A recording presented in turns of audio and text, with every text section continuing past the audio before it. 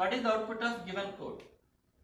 ఒకసారి చూడండి, ఇక్కడ ఒక వేరియబుల్ యొక్క వాల్యూస్ అనేవి చేంజ్ చేయాలంటే either increment are decrement operators, next one is assignment and arithmetic assignments and bit wise assignments. ఈ ఆపరేటర్స్ మాత్రమే వేరియబుల్ యొక్క వాల్యూ అనేది చేంజ్ చేయగలరు. ఓకే, చూడండి ఇక్కడ ఏలో వాల్యూ ఎంత ఉంది?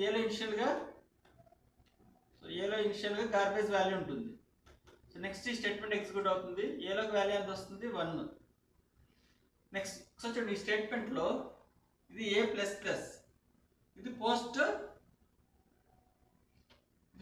ఇంక్రిమెంట్, ఇది ప్లస్ ప్లస్ ఏ, ఇది ప్రీ ఇంక్రిమెంట్. కాబట్టి ఏలోకి వాల్యూ 1 ఇంక్రిమెంట్ అవుతుంది. అంటే ఏలోకి వాల్యూ ఎంత వస్తుంది? 2 వస్తుంది.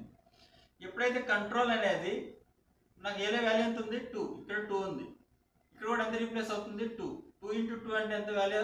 4 అనేది రీప్లేస్ అవుతుంది. ఇక్కడ 4 రీప్లేస్ అయ్యి ఇది పోస్ట్ ఇంక్రిమెంట్. ఎప్పుడైతే కంట్రోల్ ఈ లైన్ నుంచి ఈ లైన్కి వస్తుందో అప్పుడు ఏ వాల్యూ 1 ఇంక్రిమెంట్ అవుతుంది. నాకు ఏలోకి వాల్యూ ఎంత వస్తుంది? 3. సేమ్ ప్రింట్ అవుతుంది. 3 అనే వాల్యూ ప్రింట్ అవుతుంది. మన ఈ 4 అనే వాల్యూ రీప్లేస్ అవుతుంది, బట్ దేనికి అసైన్ చేయలేదు. కాబట్టి మనకి ఇక్కడ ఒక వార్నింగ్ వస్తుంది. ఈ కోడ్ రన్ చేస్తే అవుట్పుట్ వస్తుంది 3. So Alt F9. So code has no effect, అంటే ఈ యొక్క రిటర్న్ వాల్యూ మనం దేనికి అసైన్ చేయలేదు. Okay,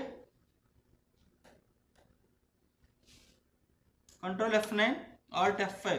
So 3 is the output.